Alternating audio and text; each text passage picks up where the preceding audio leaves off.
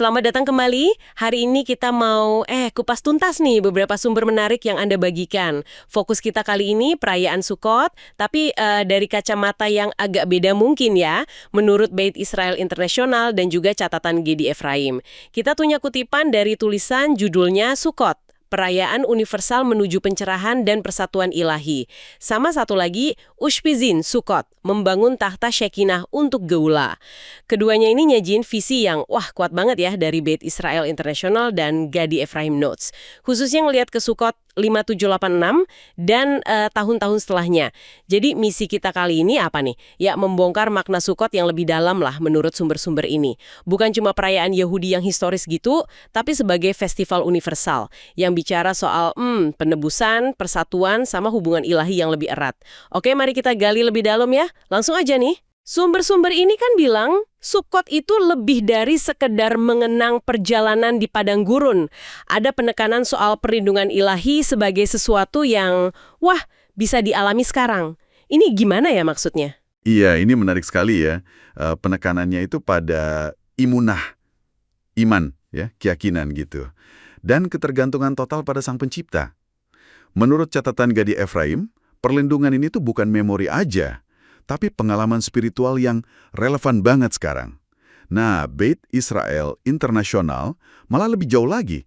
Mereka gambarin Sukkah, pontok sementara itu ya, bukan cuma struktur fisik loh, tapi sebagai rahim spiritual. Wow, ini dilihat sebagai manifestasi awal dari awan kemuliaan ilahi yang diyakini bakal nyelimuti dunia nanti di era mesianik. Wow, jadi Sukkah itu sendiri jadi simbol masa depan yang kuat banget ya, bukan cuma pengingat masa lalu aja. Tepat sekali, betul. Dan visi ini sifatnya universal loh. Sumber-sumber ini ngutip Rabbi Tzadok HaKohen yang ngelihat Sukkah itu kayak pelukan ilahi yang nantinya bakal merangkul semua bangsa. Ini nyambungnya ke tradisi 70 persembahan lembu di Bait Suci kuno dulu, yang secara simbolis itu mewakili 70 bangsa dunia, gitu. Oh gitu, artinya duduk di dalam Sukkah kalau menurut pandangan Gedi Efraim ini bukan cuma ritual mengenang dong ya, tapi kayak tindakan partisipasi aktif gitu dalam visi penebusan global. Persis, betul sekali. Dan Beit Israel International juga menggarisbawahi ini. Setiap elemen festivalnya, mulai dari arba minim, itu 4 jenis tanaman ritual, sampai tradisi Ushpizin yang nanti kita bahas, semuanya itu nunjuk ke tujuan universal ini. Kesatuan bangsa Israel itu dipandang kayak semacam saluran gitu, biar bangsa-bangsa lain bisa mendekat kepada yang ilahi. Nah, tadi disinggung soal Ushpizin. Sumber kedua kita kan ngebahas ini secara khusus ya. Mereka disebut 7 tamu agung. Siapa sih mereka ini sebenarnya? Dan kenapa penting banget dalam konteks Sukkot menurut Beit Israel International sama Gedi Efraim? Iya, Ushpizin ini 7 figur patriarkal ya. Abraham, Yitzhak, Yaakov, Moshe, Ahron, Yosef, dan Daud. Tradisi ini dijelasin dalam Zohar, itu kitab fundamental mistisisme Yahudi, Kabbalah. Nah, Gedi Efraim Notes itu menekankan mereka ini bukan sekedar tokoh sejarah buat dikenang aja. Mereka dilihat sebagai saluran aktif energi ilahi, yang dalam Kabbalah disebut Sefirot.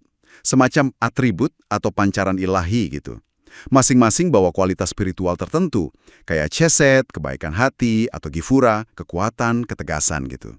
Nah, jadi menyambut mereka di Sukkah, seperti yang secara khusus dilakukan Beit Israel International pas Sukkot 5785 kemarin, itu dipandang sebagai cara buat nyelarasin diri sama energi-energi ilahi ini. Ini partisipasi aktif dalam membangun tahta Shekinah, kehadiran ilahi di dunia maksudnya. Dan juga memulihkan apa yang disebut Sukkah Daud yang runtuh. Sukkot Daud yang runtuh, ini kedengarannya metaforis banget ya. Apa makna dibaliknya nih? Betul, ini metafora kuat, iya. Merujuk pada kerangka spiritual dunia yang idealnya bersatu di bawah kedaulatan ilahi. Yang secara simbolis diwakili oleh Raja Daud itu Ushbiz ke-7 dan akar dari Mesias ben David. Jadi, merayakan Sukkot dengan penuh sukacita dikenal sebagai Zman Simkarteinu, ya, musim sukacita kita, dan iman itu dipandang sebagai kontribusi aktif dalam pemulihan spiritual ini.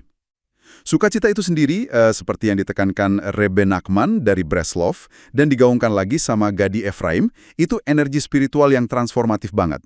Dia bisa memecah keterasingan dan mendatangkan terang Geula, itu era penebusan atau zaman mesianik. Oke. Kalau begitu, gimana Beit Yisrael International dan Gadi Ephraim Notes ini ngelihat peran spesifik mereka gitu dalam menyebarkan pemahaman Sukkot sebagai semacam latihan untuk penebusan ini? Jadi gini, mereka secara aktif memposisikan Sukkot kayak gitu, Beit Israel International misalnya, mereka pakai platform kayak Voice of Torah Podcast. Tujuannya mempersiapkan generasi ini buat nyambut apa yang mereka sebut Gilui Panim, penyingkapan wajah ilahi dan membawa ajaran Torah ke 70 bangsa. Sementara itu, Gedi Ephraim Notes, mereka lebih konsisten menghubungkan pelaksanaan mitzvot perintah agama, ya yang dilakuin sekarang sama sukacita penebusan di masa depan. Mereka menekankan kalau Sukkot itu semacam cetak biru lah, atau model gitu, buat dunia yang ditebus nanti. Oke. Jadi kalau kita rangkum nih ya, dari sumber-sumber ini kita dapat gambaran kalau Sukkot menurut Beit Israel International dan Gadi Ephraim Notes itu dibingkai ulang secara radikal ya. Bukan cuma perayaan historis tapi festival universal tentang iman yang hidup sekarang, visi persatuan global di masa depan dan partisipasi aktif dalam proses penebusan.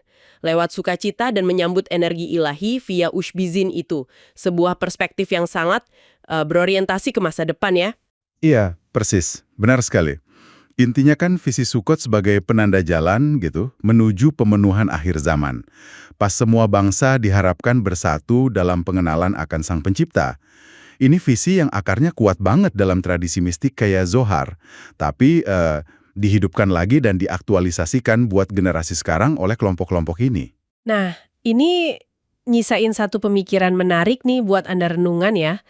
Kalau Sukkah itu secara simbolis adalah naungan iman, terus Ushpizin itu mewakili energi ilahi yang bisa kita akses, gimana caranya kita bisa secara metaforis gitu membangun Sukkah, maksudnya menciptakan ruang untuk iman dan ketergantungan pada ilahi, sekaligus menyambut Ushpizin, mengaktifkan kualitas-kualitas spiritual luhur kayak kebaikan, kekuatan, harmoni dalam kehidupan kita sehari-hari.